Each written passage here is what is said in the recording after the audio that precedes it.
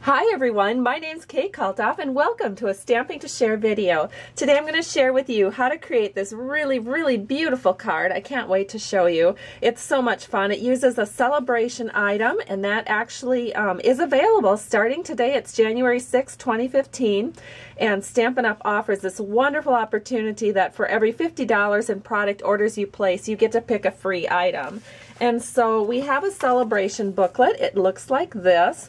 And on page 15, you find the Irresistibly Yours Designer Series paper. Now this paper comes all white and it has some glossy images on it. You can leave it plain and elegant, or you can take a sponge or a spritzer and bring out the pattern in that paper. So let's start by doing just that. That paper is cut at 4 by 5 1/4. It comes in 12 by 12 sheets, and we are just going to use a sponge, and I just use a wedge of a sponge. I have some Wild Wasabi ink, and we are going to ink up that sponge. Let me grab some scrap paper, and let's go ahead and just start sponging in one of the corners of this paper.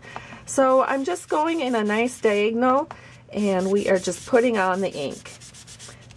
And you can make this, it actually shows up pretty dark while you're initially doing it. The paper absorbs the ink really well, but after about an hour or so, the ink color will lighten up a little bit and become closer to the color that it actually is supposed to look like.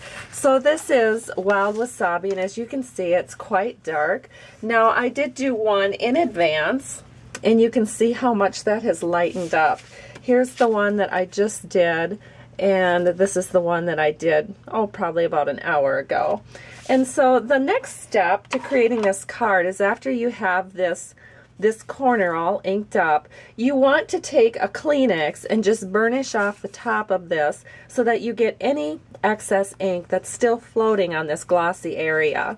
Then what I did is I just took a little strip of our basic black chevron ribbon, and I just used some Scotch tape, secured it around the back. I suppose this is about, maybe a little less than 1.5 inches from the bottom of this piece of paper. And then the next thing we're going to do is we're going to put that on a card base. Our card base is 5.5 by 8.5, and I've scored it at 4 1/4. So I'm just going to fold that in half, and then I'm going to use my bone folder to make a nice crease mark in this card. So then it will lay flat for us while we're working with it. So here it is, and then I'm going to go ahead and I can just go ahead and put this right on my card already.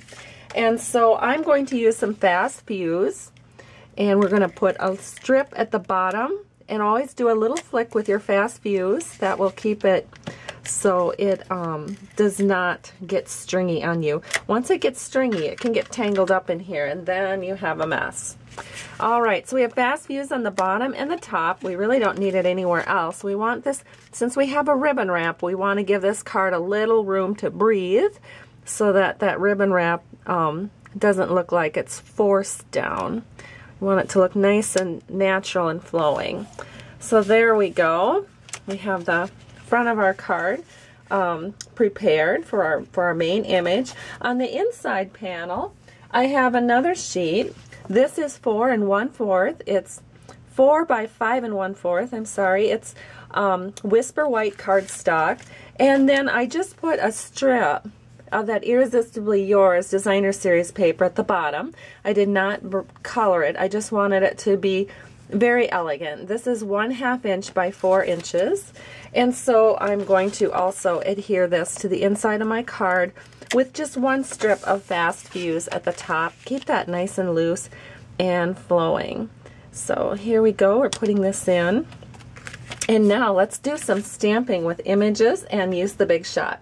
So the stamp set that we're using, I mentioned before, is called Butterfly Basics. This is what it looks like. It has all these wonderful images in, and it's offered in all 3 stamping options that Stampin' Up! Has.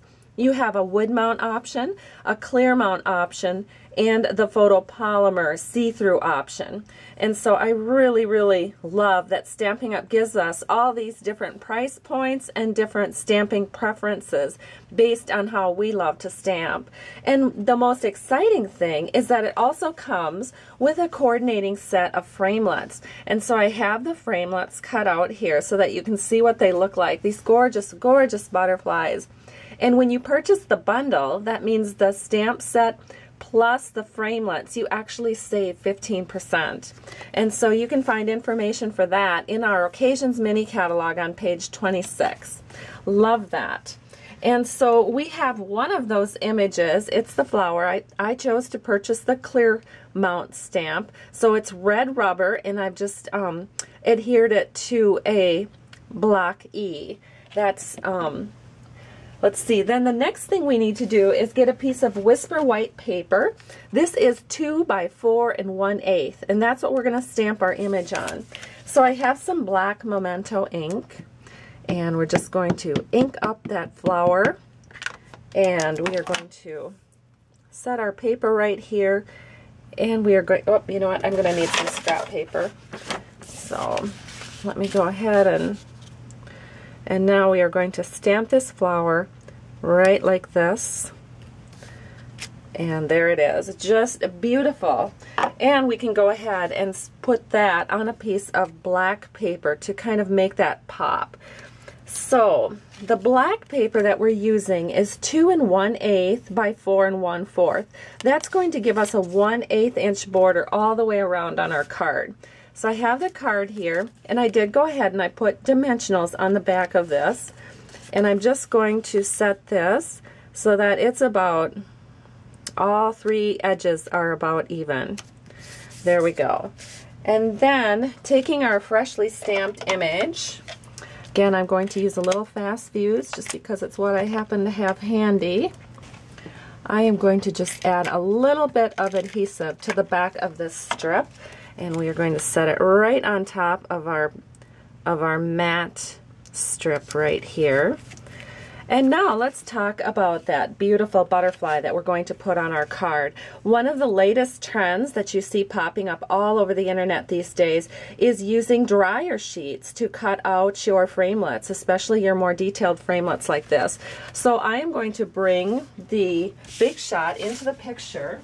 So here is the Big Shot, and here is my magnetic plate. Here is my cutting plate. It's a little bit messed up because it has that dryer sheet residue on it, but it's okay. Then you put your dryer sheet down. It can be any kind of dryer sheet. It can even be a used dryer sheet. Then you put your paper that you want to cut through, then a piece of wax paper or parchment paper, and then your framelit. And then all you have left to do is put your top plate on and run that through the Big Shot machine, which we will do right now. Okay, so let's take a look at this.